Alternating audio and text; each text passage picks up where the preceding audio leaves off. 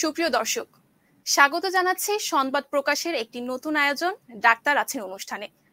Doctor আছেন অনুষ্ঠানটি আয়োজন করার পেছনে আমাদের উদ্দেশ্যটি হচ্ছে স্বাস্থ্য বিষয়ক বিভিন্ন জানা অজানা তথ্য আপনাদের সামনে তুলে ধরা। আর এই জানা অজানা তথ্যের মাধ্যমে আপনাদের যৎসামান্য উপকারী লুকিয়ে থাকবে আমাদের এই আয়োজনের সার্থকতা। প্রতিটি পর্বে আমরা একটি নির্ধারিত বিষয় নিয়ে কথা বলবো এবং সেই সাথে আমাদের সাথে সেই বিষয় নিয়ে কথা বলতে সরাসরি যুক্ত হবেন বিশেষজ্ঞ চিকিৎসকরা। তারই ধারাবাহিকতায় আজকে আমরা কথা বলবো করোনা ও ডেঙ্গুতে শিশুদের স্বাস্থ্য। সঙ্গে রয়েছি আমি সঞ্জিতা আক্তার শম্পা। আর এই বিষয় নিয়ে কথা বলতে আমাদের সাথে সরাসরি যুক্ত হয়েছেন ডাক্তার কুন্তল রায়, শিশু বিশেষজ্ঞ, সহকারী অধ্যাপক, আনোয়ার খান মডার্ন হাসপাতাল। আপনাকে স্বাগত জানাচ্ছি আজকের এই আয়োজনে।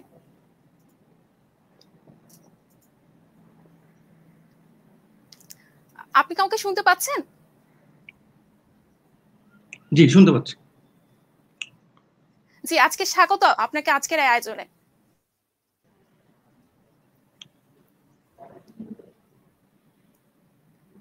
ডাক্তার কুন্তল রায়,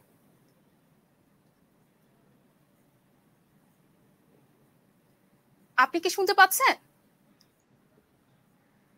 জি জি, একটু নেটওয়ার্কের বোধহয় সমস্যা হচ্ছে। জি জি জি, টেকনিক্যাল সমস্যা ছিল হয়তোবা। প্রথমেই যে বিষয়টি নিয়ে আজকে আমরা কথা বলবো সেটি হচ্ছে করোনা ও ডেঙ্গুতে শিশুদের স্বাস্থ্য, এবং আপনি একজন শিশু বিশেষজ্ঞ। প্রথমে আসলে জানতে চাচ্ছিলাম, এই যে করোনার প্রকোপ বেড়ে চলেছে, তার মধ্যে এই বর্ষার মৌসুম, ডেঙ্গু শুরু হয়ে গেছে এবং যার প্রকোপ আমরা দেখতে পাচ্ছি ইতিমধ্যে, সেই সম্পর্কে আপনার কাছে আসলে জানতে চাচ্ছিলাম এই লক্ষণগুলো আসলে কি কি থাকে করোনা ও ডেঙ্গুতে শিশুদের ক্ষেত্রে। ধন্যবাদ। আমি ডাক্তার কুন্তল রায়।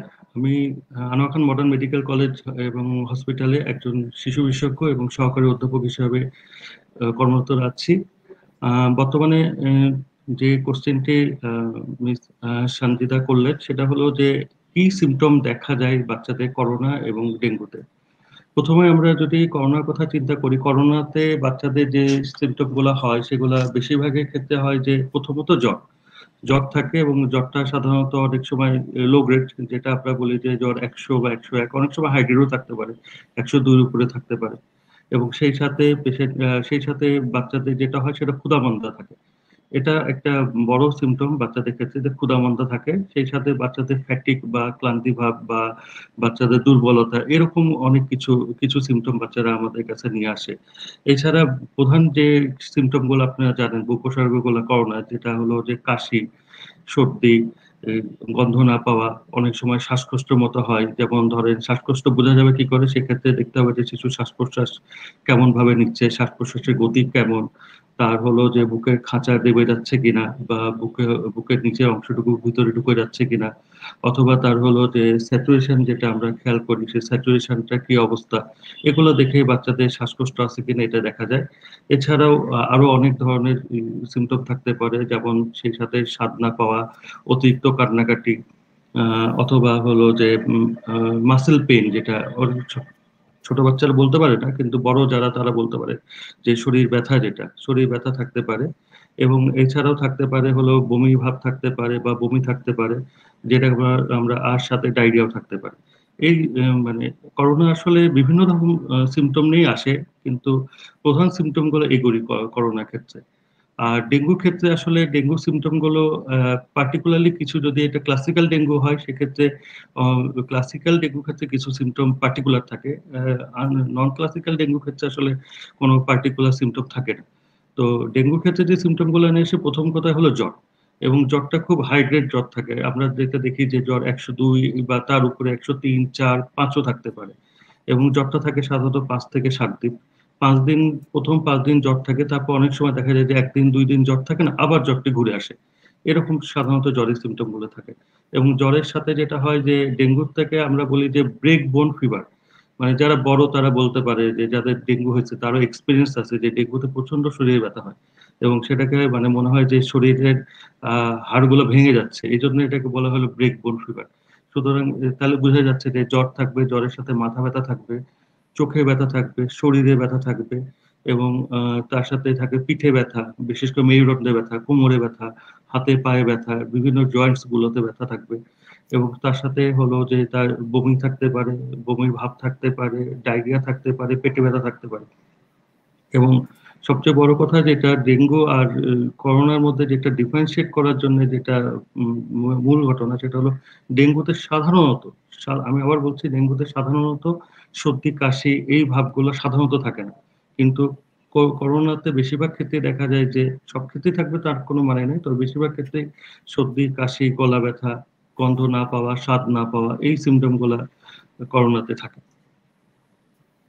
জি, যেটি বলছিলেন প্রথম দিকে যে দুটি রোগেরই আসলে প্রধান যে লক্ষণটি দেখা যায় সেটি হচ্ছে সাধারণত জ্বর হয়ে থাকে। আপনি লক্ষণগুলো বললেন, তারপরও আমাদের অভিভাবকরা আসলে চিন্তিত থাকে এই যে সাধারণ জ্বরটি উঠছে, সেটিকে আসলে করোনা ভেবে চিকিৎসা করাবো নাকি ডেঙ্গু ভেবে চিকিৎসা করাবো? সে বিষয়ে যদি কিছু জানতে চাচ্ছিলাম। আসলে একজন অভিভাবকের সেক্ষেত্রে কি করা উচিত যখন তার সন্তানের জ্বর আসবে? আচ্ছা, ধন্যবাদ। এই সিজনে আমরা যে জ্বরগুলা পাচ্ছি, জ্বরগুলাকে আমরা যদি মোটা দাগে ভাগ করি তাহলে জ্বরগুলা 3 থেকে 4 ভাগে ভাগ করা যায়। একটি হলো সাধারণ ভাইরাস জনিত জ্বর, যেটা ইনফ্লুয়েঞ্জা। এই জ্বরও কিন্তু হচ্ছে, এমন না যে সবই কোভিড, সবই ডেঙ্গি, কিন্তু সাধারণ ইনফ্লুয়েঞ্জা ধরনের জ্বরও হচ্ছে। সুতরাং এটা জ্বর আসলে ইনফ্লুয়েঞ্জা হতে পারে, সাধারণ সর্দি জ্বর যেটাকে আমরা, সেটা হতে পারে, জ্বর ডেঙ্গু হতে পারে, জ্বর কোভিড হতে পারে, বা কোভিড ছাড়া অন্যান্য যে জ্বরগুলো হয় ঢাকা শহরে, যেমন ধরেন টাইফয়েড, এটা একটা বড় একটা পার্সেন্টেজ আমাদের কাছে বাচ্চারা নিয়ে আসে টাইফয়েড নিয়ে। তাছাড়া নিউমোনিয়া, আলাদা অন্যান্য জ্বরের কারণ তো আছে, কিন্তু মেইনলি এখন আমরা মোটা দাগে যে জ্বরগুলো দেখি যেটাকে আমরা ভাগ করি হলো সাধারণ জ্বর, ডেঙ্গু জ্বর, জ্বর, করোনা এবং হলো আদার্স। তো যদি সাধারণ জ্বর হয় সেক্ষেত্রে দেখা যাবে যে জ্বরটা 2 থেকে 3 দিন থাকবে, এবং জ্বরটা অল্প হতে পারে, মানে যেটাকে আমরা লো গ্রেড ফিভার বলি, অল্প হতে পারে, বেশি হতে পারে, যেটা হাই গ্রেড 102, 103, কিন্তু ইউজুয়ালি সাধারণত 2 থেকে 3 দিন থাকে, তারপরে অন্য কোনো মানে জ্বর কমে যায়, জ্বরের সাথে অন্য কোনো সিমটম থাকে না। হ্যাঁ, সামান্য সর্দি কাশি থাকতে পারে, কিন্তু সাধারণত এখান থেকে সর্দি কাশি, নাক দিয়ে পানি পড়া, এগুলো থাকতে পারে, কিন্তু কাশি সেরকম খুব সিভিয়ার কাশি থাকবে না, বা সর্দি জ্বরও খুব সিভিয়ার হবে না। কিন্তু যদি এটা ডেঙ্গু হয়, তাহলে ডেঙ্গুর সাথে আমি আগে যেটা বলছিলাম, ডেঙ্গুতে জ্বর হবে, জ্বরের সাথে কিন্তু শরীরে ব্যথা থাকবে, শরীরে ব্যথা এবং প্রচন্ড ব্যথা হবে, সেই সাথে মাথা ব্যথা, চোখে ব্যথা, আপনি হলো যে পিঠে ব্যথা, বিভিন্ন জয়েন্টসে ব্যথা, এগুলো থাকবে। সেই সাথে হলো তার হলো ভমিটিং, ডায়রিয়া, পেটে অ্যাবডোমিনাল পেন, মানে পেটে ব্যথা যেটা বলি আমরা, এগুলো থাকবে, ইউজুয়ালি সাধারণত ডেঙ্গুতে এগুলো থাকে। আর কোভিড এর ক্ষেত্রে যেটা আমরা প্রথম খেয়াল করতে হবে সেটা হলো যে বাসাতে অন্য কেউ কোনো মেম্বার হলো এফেক্টেড কিনা, অথবা হলো বাসাতে যারা আসছিলেন গত 15 দিনের মধ্যে তাদের মধ্যে কেউ এফেক্টেড হয়েছে কিনা। কারণ বাসাতে বাচ্চা যদি বাসাতেই থাকে তাহলে এটা বুঝতে হবে যে কারোর কাছ থেকে সে ইনফেকশনটা তার কাছে আসছে। সেক্ষেত্রে বাসার যদি কেউ, মানে history of covid infected patient, এক্সপোজারদের কোনো হিস্ট্রি আছে কিনা, এটা সবার আগে খেয়াল করতে হবে। সাধারণত আমরা যে বাচ্চাগুলো পাচ্ছি দেখা যাচ্ছে যে বড়রা এফেক্টেড হয়েছে, বড়দের কাছ থেকে বাচ্চা এফেক্টেড হয়েছে, এরকমই সাধারণত আমরা পাই। এবং সেক্ষেত্রে দেখতে হবে যে প্রথম কথা হলো একটা, যে হিস্ট্রি আছে কিনা তার কোভিড সাসপেক্টেড পেশেন্টের সাথে হলো যে কোনো কন্ট্যাক্টের, নাম্বার ওয়ান। নাম্বার টু হলো তার হলো জ্বরের সাথে শ্বাসকষ্ট বা রেসপিরেটরি সিমটম যেগুলা, এগুলা বেশি করে খেয়াল করতে হবে। তার হলো সর্দি কাশি, এই বিশেষ করে নাকে গন্ধ না পাওয়া, খাবারের স্বাদ না পাওয়া, এবং ছোট বাচ্চা হলে বেশি এবং অতিরিক্ত কান্নাকাটি করতেছে, বা খুব বেশি নাক বন্ধ হয়ে যাচ্ছে, বা শ্বাসকষ্ট হচ্ছে, এই জিনিসগুলো আসলে কোভিডে দেখতে হবে। কিন্তু প্রথম 3 দিন আসলে রোগগুলোকে ডিফারেন্সিয়েট করা খুব কঠিন, কিন্তু সেক্ষেত্রে দেখতে হবে যে অন্যান্য সিমটম যেগুলো আছে সেগুলাকে ভালো করে খেয়াল করতে হবে, এটা কি সাধারণ সর্দি কাশি নাকি ডেঙ্গুর কোনো সিমটম আছে। যেমন ডেঙ্গু সাধারণত হয় হলো একটা নির্দিষ্ট এরিয়াতে, যখন হচ্ছে দেখা যাবে সেই এরিয়ার অনেক বাচ্চা বা অনেক রোগী, বা একটা ফ্যামিলির মধ্যে অনেকে ডেঙ্গুতে আক্রান্ত হচ্ছে, সাধারণত ডেঙ্গুতে এটাও দেখা যায়। কিন্তু সাধারণ সর্দি কাশিতেও দেখা যায়, কিন্তু সাধারণ সর্দি কাশি এরকম ক্লাস্টার হিসেবে হয়। জি, আপনার কথার মাধ্যমে আসলে উঠে আসলো যে অভিভাবকের উচিত আসলে পারিপার্শ্বিকতা এবং লক্ষণগুলোতে নজর রাখা এবং পার্থক্য করা আসলে কোন রোগটি হতে পারে। যদি একটু করোনার দিকে যাই, সেটি হচ্ছে প্রায় ১.৫ বছর যাবৎ, ২ বছর হতে চলছে করোনার প্রকোপ বেড়েছে। কিন্তু এই বছর শিশুদের মধ্যে আক্রান্তের সংখ্যা যদি দেখি মানে গত বছরের তুলনায় অনেক বেশি। ঢাকা মেডিকেল কলেজ ইউনিটের শিশু ইউনিটে গড়ে প্রতিদিন ২০ জন করে ভর্তি হচ্ছে। একটি তথ্যে উঠে এসেছে এবং একটি দেখা যাচ্ছে যে ০ থেকে ১০ বছর বয়সের মধ্যে গত পরশুর যদি একটি ফলাফল দেখি, প্রায় ৫৪ জন মারা গিয়েছে। তাহলে হঠাৎ করে এই ভয়াবহতা কেন? শিশুদের মধ্যে মানে এত দ্রুত কিভাবে ছড়াচ্ছে? আর তারা করোনা আক্রান্ত আসলে কিভাবে হচ্ছে? তার পেছনে আসলে কি কারণ কাজ করছে যদি একটু বলতেন। আচ্ছা, প্রথম কথা হলো আসলে এটা নতুন না। আগেও হয়তো শিশু ইনফেক্টেড হয়েছে, কিন্তু প্রথমের দিকে যখন হতো তখন হয়তো যে স্ট্রেন গুলা নিয়ে আসছিল সেই স্ট্রেন গুলাতে বাচ্চাদের তেমন কোনো সিমটম হচ্ছিল না, যে জি। কারণে হলো যে অভিভাবকরা টেস্টও কম করাতে এবং টেস্ট কম করানোর জন্য দেখা যেত যে সেই সময় আমরা ডিটেকশনও কম হচ্ছে। কিন্তু বর্তমানে যে স্ট্রেনটা আসছে সেটা ভারতীয় স্ট্রেন বা ইন্ডিয়ান স্ট্রেন অথবা ডেল্টা স্ট্রেন যেটাই বলি আমরা, সেটি আসলে দেখা যাচ্ছে যে সকল বয়সে সকল মানুষকেই ইনফেক্টেড করতেছে এবং ইনফেক্ট হলে তাদের সবাই সিমটম ডেভেলপ করতেছে। যখন সিমটম থাকতেছে তখনই আসলে মানুষ বা অভিভাবকরা তাদের বাচ্চাদের টেস্ট করাচ্ছে এবং টেস্ট করানোতেই দেখা যাচ্ছে যে ধরা পড়ছে। এবং এই ভেরিয়েন্টটা আসলে একটু সবাই জানেন, আমরা আগেও বলছি যে পেশেন্টটা এই ভেরিয়েন্টটা হলো একটু মারাত্মক। যেই কারণে হলো যে মারাত্মক ভেরিয়েন্ট হিসেবেই বাচ্চাদের হলো সিমটম গুলা খুব তাড়াতাড়ি ডেভেলপ করতেছে। এর আগের ভেরিয়েন্ট গুলো এতটা মারাত্মক ছিল না, বাচ্চাদের সিমটমটা কম ডেভেলপ করতেছিল এবং এই ভেরিয়েন্টের ক্ষেত্রে বাচ্চাদের সিমটম গুলো বেশি ডেভেলপ করতেছে এবং এই কারণেই হলো যে এখন শিশু ভর্তি হার বেশি। এবং আপনি যেটা বললেন যে মারাত্মক, গত ১ বছর ধরে সারা পৃথিবীতে বিভিন্ন রকম ডাটা আছে, বিভিন্ন রকমের সারা পৃথিবীতে বিভিন্ন রকম আমরা ডাটা পাচ্ছি, যেটা দেখা যাচ্ছে যে শিশুদের ক্ষেত্রেও কিন্তু করোনার কিছু মারাত্মক সাইড ইফেক্ট আছে, যেটা আমরা বলি যে multi system inflammatory syndrome in children. Multi system inflammatory syndrome in the children, এইটা কিন্তু শিশুদের জন্য মারাত্মক। ডেঙ্গু করোনার এটা হলো মারাত্মক যেটা সিমটম বা মারাত্মক কমপ্লিকেশন এটা। এই ক্ষেত্রেই হলো যে সবচেয়ে ভয়, এবং এটাই হলো যে শিশুদের ক্ষেত্রে বা বাচ্চাদের ক্ষেত্রে এটাই ভয়ের কারণ। বড়দের যেমন শ্বাসকষ্ট হয়, কাশি হয়, লাংস ইনভলভমেন্ট হয়, নিউমোনিয়া, কোভিড নিউমোনিয়া ও দেখা দেয়, বাচ্চাদের ক্ষেত্রে এটা মারাত্মকটা দেখা যায় হলো multi system inflammatory syndrome in the children. এবং সেক্ষেত্রে আহ, যদি কারো করোনা ডিটেকশন হয় কোনো বাচ্চার, সেক্ষেত্রে প্রথমে যদি সিমটম থাকে এবং বাসায় কারোর যদি করোনার আক্রান্ত থাকে, এরকম হিস্ট্রি থাকে, সিমটম থাকুক বা না থাকুক, আমার মনে হয় যে প্রথমেই হলো তার টেস্ট করা উচিত।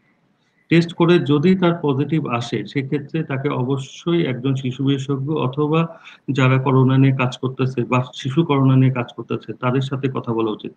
এবং সব যদি দেখা যায় যে আমরা তৃতীয় দিনের পরও বাচ্চার জ্বর থাকতেছে, সেক্ষেত্রে আমরা কিছু বেজলাইন পরীক্ষা নিরীক্ষা করি। বেজলাইন পরীক্ষা নিরীক্ষা করার পরে বোঝা যায় যে আসলে ডিজিজটা কোন দিকে যাচ্ছে। এবং দেখা যায় যে যদি দেখা যায় যে জ্বর কন্টিনিউ হয় বা এই সিমটম গুলো কন্টিনিউ হচ্ছে, তাহলে সপ্তম দিনে আবার আমরা কিছু টেস্ট করি এবং এই টেস্টের মাধ্যমে আসলে বোঝা যাবে যে রোগটা কোন দিকে যাচ্ছে, ভয়াবহতা কতটুকু হচ্ছে। এবং ভয়াবহতার অবস্থা আসলে এটা আহ, উম, আগে থেকে প্রেডিক্ট করার কোনো উপায় নেই উইদাউট টেস্ট। টেস্ট করলে সেটা আমাদেরকে গাইড করবে যে আসলে রোগটা কতটুকু কোন দিকে মোড় নিচ্ছে বা কতটুকু ভয়াবহতার দিকে যাচ্ছে। তবে এটা ঠিক যে এখন পর্যন্ত বাংলাদেশে কিন্তু আমরা multi system inflammatory syndrome in children এরকম প্রচুর পেশেন্ট পাচ্ছি, প্রচুর কেস রিপোর্ট হচ্ছে এবং হলো যে মৃত্যু হার তো এবার বেশি, আপনি সেটা বললেন। জি, যে মৃত্যু হারের কথা বলছিলাম আসলে কালকের একটু গবেষণায় পড়ছিলাম যে যে শিশুদের আসলে মৃত্যু হচ্ছে সেই শিশুরা আসলে আগে থেকে একটি জটিল রোগে আক্রান্ত ছিল এবং যারা সুস্থ হয়ে বাসায় যাচ্ছে তাদের আগে থেকে কোনো জটিল রোগে আক্রান্ত তারা ছিলেন না এবং তারা খুব দ্রুত সুস্থ হয়ে বাসায় যেতে পারছে। যে অভিভাবকের সন্তানরা আসলে আগে থেকে জটিল রোগে আক্রান্ত আসলে তাদের আসলে এই সময়ে ভয়াবহতার সময় আসলে কি করণীয়? প্রথম করণীয়টা যে শিশুকে ঘরে রাখো, প্রথম আচ্ছা। করণীয় এটা যে বাচ্চাকে শিশুকে ঘরে রাখতে হবে, অপ্রয়োজনীয় শিশুকে বাইরে বের করবেন না। যদি খুব বেশি প্রয়োজন হয় তাহলে তাকে অবশ্যই ডাবল মাস্ক পরে বের করবেন। এখন বাজারে শিশুদের মাস্ক পাওয়া যায় KN95, যেটা হলো মোটামুটি 95% পর্যন্ত প্রোটেকশন দেয়, 90 to 95 পর্যন্ত। এই মাস্কও বাজারে এখন অ্যাভেলেবল। সুতরাং এই মাস্কগুলো পরে শিশুকে বের করবেন এবং পারতপক্ষে শিশুকে ঘর থেকে বের করবেন না। এবং দেখা যায় যে বড়রা যারা ঘর থেকে বের হচ্ছে, যেমন বাসার কেয়ারটেকার, বাসার ড্রাইভার, তারপর হলো বড়রা, আমরা মানে যারা পেরেন্টস, তারা কাজের জন্য ঘর থেকে বের হতেই হচ্ছে সবাইকে। একেবারে তো সবাই ঘরের মধ্যে বসে নেই। সুতরাং যারা বের হচ্ছে তাদেরকে তাদের হাইজিন মেনটেন করতে হবে। তারা বাসায় আসার সাথে সাথে আগে যে জামা কাপড় যেটা বাইরে থেকে ছিল সেগুলোকে চেঞ্জ করে পরিষ্কার জামা কাপড় পরবে। অবশ্যই হাত ভালো করে হ্যান্ড ওয়াশ করবেন এবং বাইরে থেকে যে কোনো জিনিসপত্র যেগুলো আনবেন, সেটা চকলেটই হোক অথবা সেটা হলো যে একটা খেলনাই হোক অথবা একটা কলমই হোক, সেটাকে ভালো করে ডিসইনফেক্টেন্ট করে তারপর বাচ্চাকে দিবেন। এবং বাচ্চাকেও আপনারা হাইজিন সম্পর্কে, পার্সোনাল হাইজিন 2 বার করে সে হলো হ্যান্ড ওয়াশ করবে। হ্যান্ড ওয়াশের যে টেকনিক গুলো আছে, 6 ভাবে করে আমরা জানি যে টেকনিক গুলো দেখানো হয়। টিভিতে বারবার করে দেখানো হচ্ছে যে কিভাবে প্রপার হ্যান্ড ওয়াশ করতে হয়। সেই প্রপার হ্যান্ড ওয়াশের সিস্টেম গুলো জানাতে হবে শিশুকে, এবং শিশুকে শিক্ষা দিতে হবে, তার পার্সোনাল হাইজিন সম্পর্কে শিক্ষা দিতে হবে। এবং খেয়াল রাখতে হবে যেন আপনি বাইরে থেকে আসছেন, অভিভাবক হিসাবে আপনি বাইরে থেকে আসছেন, শিশু যেন সাথে সাথে আপনার কাছে দৌড়ে না যায় যতক্ষণ না আপনি নিজে পরিষ্কার থাকতেছে। এবং সর্বোপরি নিজেও চিন্তা করতে হবে যে আপনি নিজে ইনফেক্টেড কিনা। যদি কেউ ইনফেক্টেড থাকে তাহলে অবশ্যই তাকে আইসোলেট করতে হবে। তাকে শিশু সেই মানে সে ভালনারেবল বা সে হাই রিস্ক শিশুর কাছে কখনোই তাকে এক্সপোজারে আনা যাবে না। প্রথম কথা। দ্বিতীয় কথা হলো যে যদি কোনো কারণে মনে হয় যে সে এক্সপোজ হয়ে গেছে কোনো করোনা পেশেন্টের বা কোনো করোনা সিমটম আছে এরকম কোনো পেশেন্টের, অথবা তার হলো কোনো কোভিড এর সিমটম দেখা দিচ্ছে, তাহলে বসে না থেকে খুব দ্রুতই আপনাদের তাকে টেস্ট করা দরকার। আমরা যেটা দেখি যে বা এখনকার সবার মধ্যে একটি, এটা শিক্ষিত বা অল্প শিক্ষিত সবার মধ্যেই এটা টেন্ডেন্সি আছে যে সব টেস্ট করবে। কোভিড টেস্ট করানোর সময় তারা সবসময় একটা ভয় ভীতি কাজ করে বা নেগলিজেন্সি কাজ করে। আমরা ঠিক আসলে সাইকোলজি বলা খুব কঠিন মানুষের, তবুও দেখি যে ভয় ভীতি কাজ করে এটা বেশি, যে যদি করোনা হয়। তাহলে এটা আসলে এই ভয়ভীতি থাকলে হবে না। আপনি যদি মনে হয় যে করোনার কোনো সিমটম আছে, অবশ্যই টেস্ট করতে হবে। টেস্ট করে কনফার্ম করতে হবে যে বাচ্চা কোভিড হয়েছে কিনা। যদি কোভিড হয়ে থাকে তাহলে আমি যেভাবে বললাম যে তৃতীয় দিন থেকে অবশ্যই একজন বিশেষজ্ঞ পরামর্শ নেবেন। যেহেতু আপনার বাবু বা আপনার বাচ্চা হলো হাই রিস্ক, সেহেতু তার সব বেসলাইন ইনভেস্টিগেশন করতে হবে এবং সবসময় একজন শিশু বিশেষজ্ঞ অথবা যে এমন বিশেষজ্ঞ যে করোনা নিয়ে কাজ করতেছেন তার শরণাপন্ন হতে হবে, তার কন্ট্যাক্টে থাকতে হবে। এবং সত্যি কথা যে ঢাকা শহরে, বাংলাদেশে না, ঢাকা শহরেও শিশুদের করোনা নিয়ে কাজ করতেছে এরকম হসপিটালের সংখ্যা খুব কম। সুতরাং একবার যদি ভয়াবহ আকার ধারণ করে তাহলে কিন্তু এটা আমাদের পক্ষে ম্যানেজ করা খুব কঠিন হয়ে যাবে। জি। এবার একটু ডেঙ্গুতে ফিরে আসি। আসলে যদি আমরা দেখি যে অন্যান্য বছর যেমন ডেঙ্গুর কিছু ধরন ছিল, ডেন ১ বা ডেন ২ যেগুলো বলে। এবছর নতুন ধরনের ২ টি ধরন দেখা দিয়েছে, সেটি হচ্ছে ডেন ৩, ডেন ৪ এবং এর ভয়াবহতা অনেক বেশি। আসলে কি ধরনের লক্ষণ এই ধরনগুলোতে দেখা পায় অথবা এর জটিলতাটা আসলে কতটুকু ভয়ঙ্কর হতে পারে, সেগুলো যদি একটু জানাতেন। আচ্ছা, প্রথম কথা হলো ডেঙ্গুর ৪টা ভ্যারাইটি আছে, যেটা আপনি বলতেছিলেন যে এটা ৪টা ভাইরাসের ভ্যারাইটি। একটা ভাইরাসের ভ্যারাইটি থাকে। সেই ভ্যারাইটি হলো ৪টা ভ্যারাইটি: ডেন 1, ডেন 2, ডেন 3, ডেন 4। এই ৪টা ভ্যারাইটি আগে থেকে ছিল এবং প্রথম যখন ডেঙ্গু আবিষ্কার হয়, ডেঙ্গু এর ৪টা ভ্যারাইটি নিয়ে আবিষ্কার হয়েছে।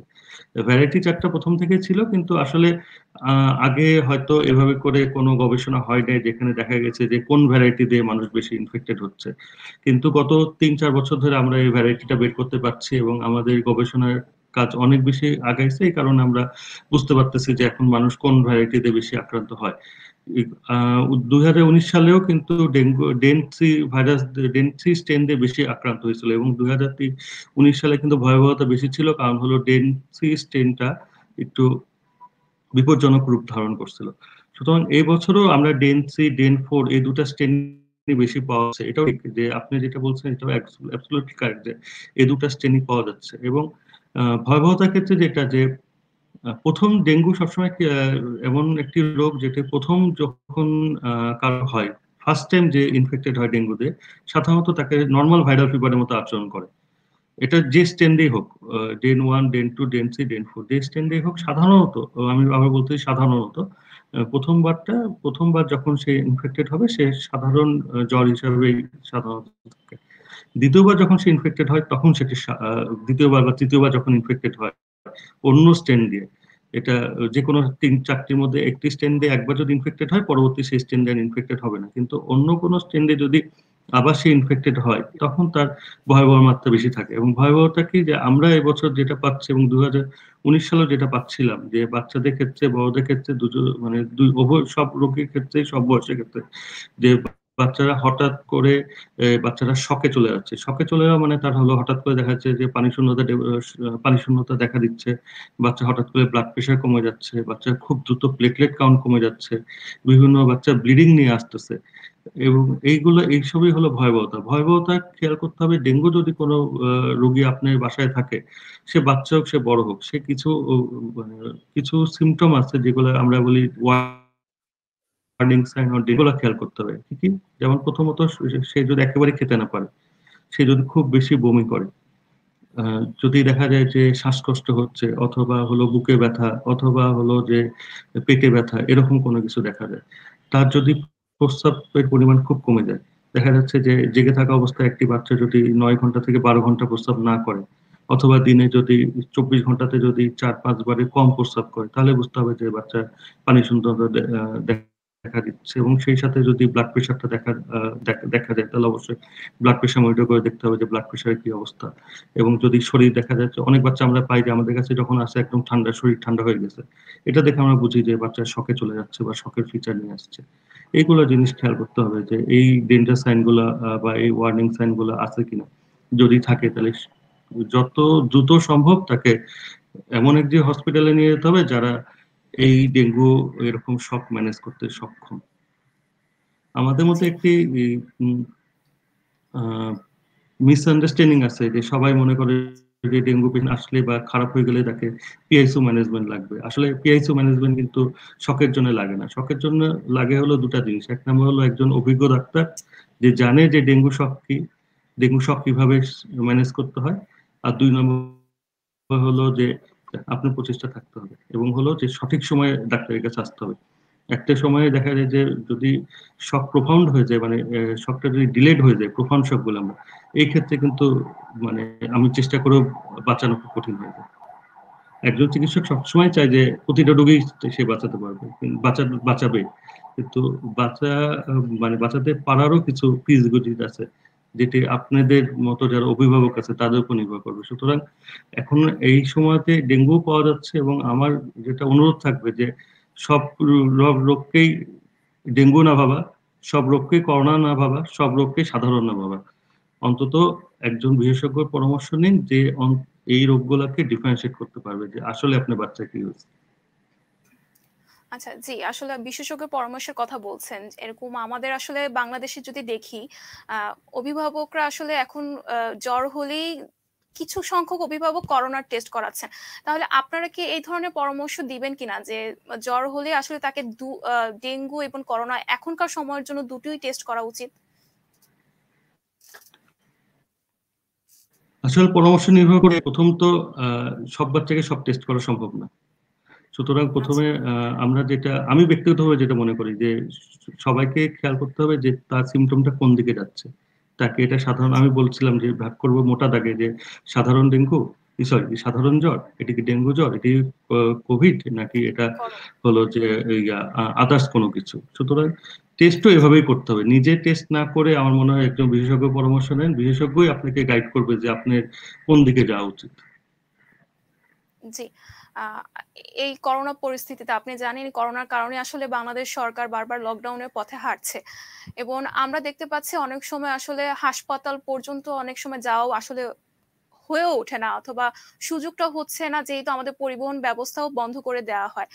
তো সেই কারণে আসলে একজন অভিভাবক তিনি তার সন্তানকে, যদি বলি 0 থেকে 3 মাস বয়সী খুবই ছোট বাচ্চারা, এবং এরপরে 10 বছর বয়সী বাচ্চাদের আসলে বাসার ভিতরে কি কি পরিচর্যা তারা করতে পারে?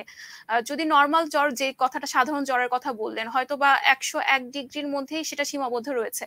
সাধারণ পরিচর্যাগুলো বাসায় আসলে কি ধরনের পরিচর্যা হতে পারে সেই বিষয়ে আসলে জানতে চাচ্ছিলাম।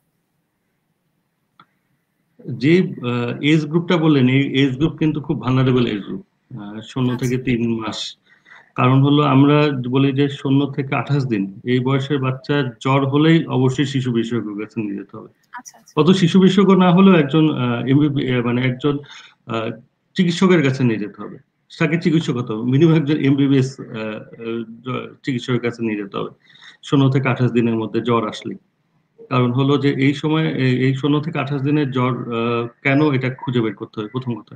এবং যদি ৩ মাস আমি চিন্তা করি, সেক্ষেত্রে কিছু জিনিস খেয়াল করতে হবে। যে জ্বর আসছে, তাহলে আমরা প্রথমে জ্বরটা মাপবো। জ্বর যদি ১০০ থাকে বা তার উপরে যায়, সেক্ষেত্রে আমরা প্যারাসিটামল সিরাপ অথবা ড্রপ অথবা সাপোজিটরি, তিনটার মধ্যে যে কোনো একটি ব্যবহার করব। এবং সেই সাথে বাচ্চাকে খেয়াল করব যে বাচ্চাকে ঠিকমতো যেন বুকের দুধ খাওয়াতে পারি।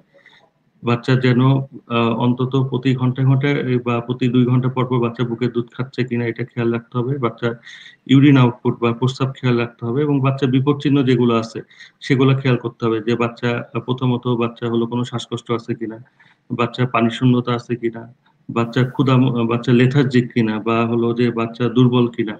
অনেক সময় দেখা যায় যে বাচ্চারা একেবারেই খায় না, বা একেবারে যে বাচ্চা একেবারে খাচ্ছে না অথবা একেবারে নড়াচড়া করতেছে না, বাচ্চাকে ডেকেও তুলতে পারতেছেন না, এরকম কিছু ডেঞ্জার সাইন আছে। সেই ডেঞ্জার সাইন গুলো খেয়াল করতে হবে।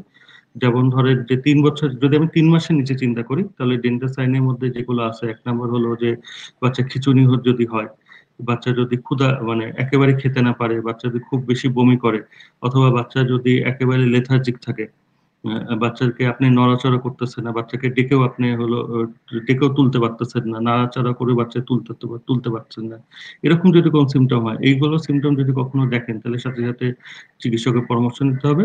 এবং হলো সেই সাথে জ্বর থাকলে প্যারাসিটামল দিতে হবে, শরীর স্পঞ্জ করতে হবে। অনেকে যেটা করে যে মাথায় বারবার করে পানি দেয়, এই বা মাথায় জলপট্টি দেয়, এইগুলো না করে শুধুমাত্র শরীরটা উষ্ণ গরম পানি দিয়ে শরীর স্পঞ্জ করতে হবে, এবং ৬ ঘন্টা, ৪ থেকে ৬ ঘন্টা পর পর তাকে প্যারাসিটামল ড্রপ হোক, সিরাপ হোক বা সাপোজিটরি হোক, অ্যাকর্ডিং টু নেসেসারি তাকে দিতে হবে। এবং সেই সাথে জি, ডেঞ্জার সাইন গুলো খেয়াল করতে হবে। জি, ডক্টর কুন্তল রায়, আপনার কাছে শেষ প্রশ্নে চলে যাব। সেটি হচ্ছে করোনার সময় আসলে বাসার বাহিরে আগে বাচ্চারা যেভাবে খেলাধুলা করতে পারতো, এখন আসলে সেই সুযোগটি নেই। তো আপনার কাছে আসলে শেষ প্রশ্নটি হচ্ছে, বাচ্চার মানসিক স্বাস্থ্যটা আসলে কিভাবে রক্ষা করা যায়? আহ, খুবই কঠিন কোশ্চিন আসলে। বাচ্চার মানসিক স্বাস্থ্য, আমরা যেটা সবাই অ্যাজ এ পেরেন্টস বা অ্যাজ এ ফিজিশিয়ান বা অ্যাজ এ চাইল্ড স্পেশালিস্ট, আমরা যেটা খুব ফেস করতেছি, যে বাচ্চার মানসিক স্বাস্থ্য মানে how to restore the mental health of your child. সেটা প্রথম কথা হলো যে এটাকে আমরা ভাগ করি। যদি তা প্রথমে খেয়াল করতে হবে যে বাচ্চার বয়স কত, সেই বয়স অনুযায়ী বাচ্চাকে ট্রিট করতে হবে, নাম্বার ওয়ান। নাম্বার টু, যদি টিন এজ হয়, তাহলে তাদের সাথে কথা বলতে হবে, যে বারবার করে যে বাবা বা মা, তোমার কি কোনো সমস্যা হচ্ছে কিনা। কারণ সে ১ বছর ১.৫ বছর ধরে ঘরের মধ্যে আছে, বসে আছে, তার তো অনেক রকম সমস্যা হতে পারে, হয়তো সে সেটা কাউকে শেয়ার করতেছে না। সুতরাং তাকে কথা বলতে হবে তার সাথে। আপনি একদম বন্ধুর মতো করে তার সাথে কথা বলতে হবে, তার সাথে বন্ধুর মতো আচরণ করতে হবে, বন্ধুর মতো মিশতে হবে। দ্বিতীয়ত, তাকে শিক্ষা দিতে হবে যে এই রোগটা কি, রোগটা সম্পর্কে তাকে জানাতে হবে। আমি এটা টিন এজে কথা বলতেছি আসলে। তো অনেকে দেখা যায় যে পেপারে অনেক কিছু পড়তেছে বা অনেক কিছু দেখতেছে, যেটাতে তারা হয়তো ভীতি জমাচ্ছে যে করোনা হলেই হয়তো খারাপ হবে। বাসায় কারো করোনা হচ্ছে, হয়তো সে মনে করতেছে করোনা হলে হয়তো আইসিইউতে নিয়ে যেতে হবে, করোনা হলে হয়তো ডেথ হবে। সেক্ষেত্রে না, তাকে বোঝাতে হবে যে 80 to 90% ক্ষেত্রে কোভিড এটা সিম্পল, এটা সিম্পল ডিজিজ, এটা ভালো হয়ে যায়। কিছু ক্ষেত্রে এটা খারাপ হতে পারে, তাকে অ্যাসুরেন্স দিতে হবে। ৩ নম্বর যেটা, তাকে হলো যে হাইজিন গুলো মেনটেন করতে হবে অবশ্যই। কারণ তাকে এইসব ক্ষেত্রে করতে হবে, বিজি রাখতে হবে। ছোট বাচ্চা হলে তাকে খেলাধুলা করতে দিতে হবে।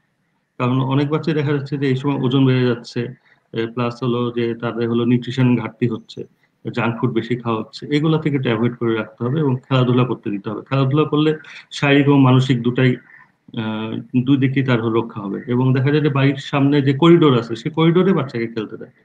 যদি একটা ফুটবল থাকে, ফুটবল নিয়ে বাচ্চা ১ ঘন্টা খেলুক, এতেই কিন্তু লাভ হবে। তাকে সৃষ্টিশীল যে কোনো কাজে বা যে ভালো কাজ যেগুলো, যেমন ছবি আঁকানো, গল্প নিজে বই দেখে গল্প পড়বে, আপনার সাথে আপনাকে তারপর গল্প বলবে, বা ফ্যামিলি মেম্বারদের সাথে সে হলো একসাথে করে গল্পটা নিজে নিজে গল্প বলবে বা অভিনয় করে দেখাবে, বা একটা গান শিখাবেন, সেই গানটা সে সবার সাথে কোরাসে গান করবে। এগুলো আসলে খেয়াল করতে হবে যে এগুলা কাজ করতেছে কিনা। সর্বোপরি টিভি এবং মোবাইল থেকে দূরে রাখুন, কারণ এখন তো অনলাইনে ক্লাস হচ্ছে, আমাদের সবার বাচ্চাই অনলাইনে ক্লাস করতেছে, এবং ক্লাসগুলা কিন্তু প্রায় 2 ঘন্টা 3 ঘন্টা করে ক্লাস হয়। সুতরাং অনলাইনে তারা একটা স্ক্রিন টাইম কিন্তু অলরেডি 3 ঘন্টা। এই সময় যদি আরো বেশি করে তারা টিভি দেখে, তাহলে তাদের হলো মানসিক যে চোখে প্রেসার পড়বে, কানে শুনতে সমস্যা হবে, এবং সর্বোপরি মানসিক প্রেসার মানসিক একটা অস্থিরতা দেখা দিবে। এবং আমরা যে কমপ্লেন গুলো পাই সেটা হলো যে আগে বাচ্চা ভালো ছিল, আগে বাচ্চা হলো সবার কথা শুনতো, এখন কথা শোনে না, আগের থেকে এখন খিটখিটে হয়ে গেছে। এই সবগুলোই হলো আসলে অন স্ক্রিনে থাকার জন্য, বেশি সময় মোবাইল দেখা, মোবাইলে কার্টুন দেখা, এইগুলার কারণে আসলে এইগুলা বেশি হচ্ছে। সুতরাং এই, আর হলো যে সর্বোপরি আমি যেটা বলবো যে নিজে সুস্থ থাকুন, বাচ্চাকে সুস্থ রাখুন, এবং হলো সতর্ক থাকুন যে যদি কোনো কোভিডের কোনো সিমটম দেখা যায় তাহলে অবশ্যই টেস্ট করুন। পরে টেস্ট করব, বা কোভিড বাচ্চাদের তেমন হয় না, কোভিডের বাচ্চাদের তেমন কোনো সমস্যা হয় না, এইসব জিনিসগুলা মাথা থেকে আসলে বের করে ফেলতে হবে। জি, আপনাকে অসংখ্য ধন্যবাদ। আজ আপনার আসলে তথ্যের মাধ্যমে আশা করব আসলে সবাই আমরা আসলে উপকৃত হব, এবং একটি বাচ্চার সুরক্ষার জন্য আসলে অভিভাবকের আসলে কি কি জানা দরকার ছিল, আজ সেটাই আমাদের চেষ্টা ছিল। ডক্টর কুন্তল রায়, আমরা আপনাকে ধন্যবাদ জানাচ্ছি, এবং আশা করব আপনি পরবর্তীতে আমাদের সাথে আবারও যুক্ত হবেন। দর্শক, এই ছিল ধন্যবাদ আপনাকে। আজকের আয়োজন। আমরা আসলে প্রতিটি পর্বে এরকম নির্দিষ্ট একটি বিষয় নিয়ে হাজির হয়ে যাব। আজকে যে বিষয়টি ছিল সেটি হচ্ছে করোনা ও ডেঙ্গুতে শিশুর স্বাস্থ্য। আপনার শিশুটিকে, আপনার সন্তানটিকে সুরক্ষা বলয়ে রাখুন এবং তার মানসিক স্বাস্থ্যের দিকে নজর রাখুন। আজ এই পর্যন্তই। সংবাদ প্রকাশের সাথেই থাকুন। সংবাদ প্রকাশের ফেসবুক এবং ইউটিউব পেজে চোখ রাখুন। সংবাদ প্রকাশ সময়কে অতিক্রম করার প্রত্যয় নিয়ে আজকে শেষ করছি। ধন্যবাদ সকলকে।